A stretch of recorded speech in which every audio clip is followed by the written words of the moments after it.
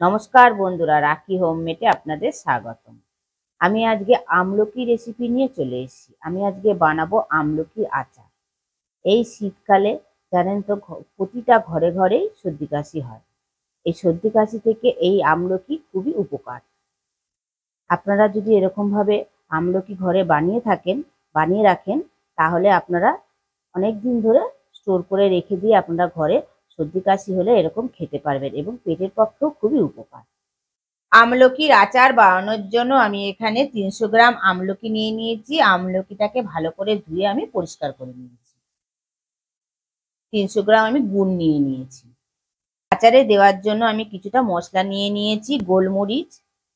গোলমরিচ নিয়েছি, ধনে নিয়েছি, গোটা জিরে, কালো জিরে, দুটো শুকনো লঙ্কা, মেথি, মৌরি, সর্ষের, 2 রকমের নুন, সাদা নুন আর কালো নুন। এবার মূল রান্নায় ফিরে এলাম। গ্যাসটা জ্বালিয়ে দিয়ে আমি একটা সসপ্যান বসিয়ে নিয়েছি। প্রথমে আমি আমলকিটাকে ভাপিয়ে নেব। ভাপানোর জন্য পরিমাণ মতন আমি জল দিলাম। জলটা গরম হয়ে গেছে, এবার আমি আমলকিগুলোকে দিয়ে দিলাম। দিয়ে আমি একটা ঢাকা দিয়ে ঢেকে দিলাম। 15 মিনিটের জন্য রেখে দিলাম।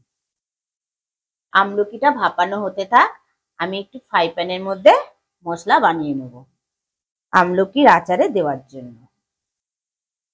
পরিমাণ মতন গোলমরিচ দিলাম, পরিমাণ মতন সর্ষে দিলাম, পরিমাণ মতন ধনে দিলাম, 1 চামচ গোটা জিরে দিলাম, 1 চামচ মৌরি দিলাম, 1/2 চামচ কালো জিরে দিলাম, 1/2 চামচ মেথি দিলাম আর 2টো শুকনো লঙ্কা দিলাম। এবারে আমি এটাকে একটু ভেজে নেব। সব কটা মশলা একসঙ্গে ভেজে নেব।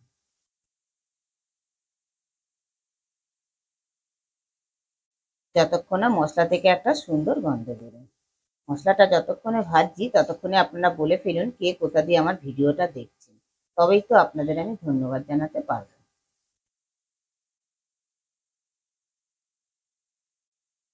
চটপট করে ফাটলেই মনে করবেন আপনারা মশলাটা ভালোভাবে ভাজা হয়ে গেছে। মশলাটা ভালোভাবে ভাজা হয়ে গেছে, আমি গ্যাসটা বন্ধ করে দিলাম। এবার আমি ঠান্ডা করে নিয়ে মশলাটাকে আমি গুঁড়ো করে নেব। একটা মিক্সির জার নিয়ে নিয়েছি। মশলাটা ঠান্ডা হয়ে গেছে, আমি মিক্সির জারের মধ্যে দিয়ে দিলাম। একটু মিহিভাবে গুঁড়ো করে নেব। 15 মিনিট পর ঢাকাটা খুলে দিলাম। আমলকিগুলো সব স্টিম করা হয়ে গেছে, এই দেখুন ফেটেও বেরিয়ে গেছে। এবার আমি এটাকে ঠান্ডা করে নিয়ে ভেতর থেকে আমি দানাগুলোকে বার করে নেব। গ্যাসটা বন্ধ করে দিলাম। সমস্ত আমলকিগুলো স্টিম হয়ে গেছে, এই দেখুন বন্ধুরা। এবারে আমি দানাগুলোকে সব ফেলে দেবো।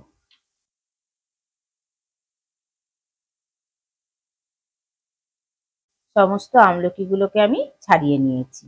ভেতরে ঠিক এরকম দানা ছিল। একটুখানি মধ্যখান দিয়ে টিপলে সব দানাগুলোকে বেরিয়ে আসবে।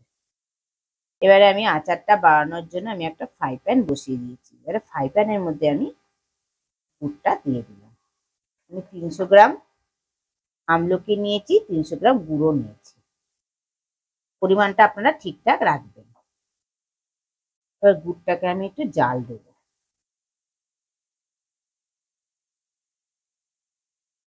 গুড়টাকে একটু জাল দিয়ে আমি ঘন করে নিলাম। দেখুন বন্ধুরা, ঠিক এরকম হয়েছে। এবার আমি আমলকিগুলোকে দিয়ে দেবো।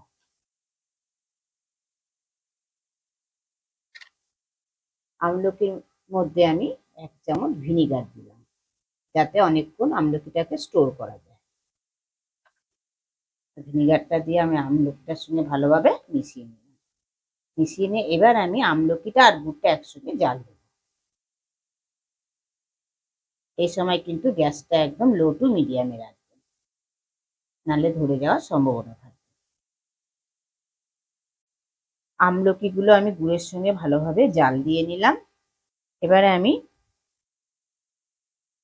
ছোট চামচের 1 চামচ আমি বিট নুন দিলাম আর 1 চামচ আমি রোজকার নুন, রান্নার নুন আমি ব্যবহার করলাম। আমি মশলাটা করে রেখে দিয়েছিলাম, মশলাটা আমি দিয়ে দিলাম। 2 চামচ আমি মশলাটা অ্যাড করলাম। করে এবার আমি ভালোভাবে মিশিয়ে নিলাম।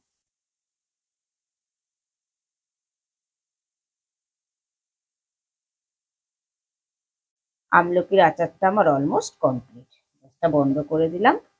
আরো খানিকক্ষণ আমি 2 থেকে 3 মিনিট আমি স্ট্যান্ডিং টাইমে রেখে দেবো।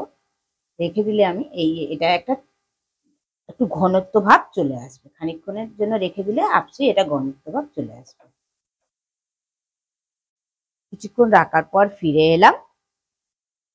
আমলকির আচারটা আমার অলমোস্ট কমপ্লিট। এবার এটাকে ঠান্ডা হয়ে গেলে আমি একটা কাঁচের জারের মধ্যে স্টোর করব। আপনারাও ঠিক এরকম ভাবে স্টোর করে রাখবেন, তাহলে অনেক দিন আপনারা ব্যবহার করতে পারবেন বা খেতে পারবেন। ডালের সঙ্গে খেতেও ভালো লাগবে এবং খালি মুখে খেতেও ভালো লাগবে। আমলকির আচারটা কেমন ভাবে আমি বানালাম, যেরকম ভাবে বানালাম, আপনাদের যদি ভালো লেগে থাকে তাহলে আপনারা অবশ্যই কমেন্টে জানাবেন।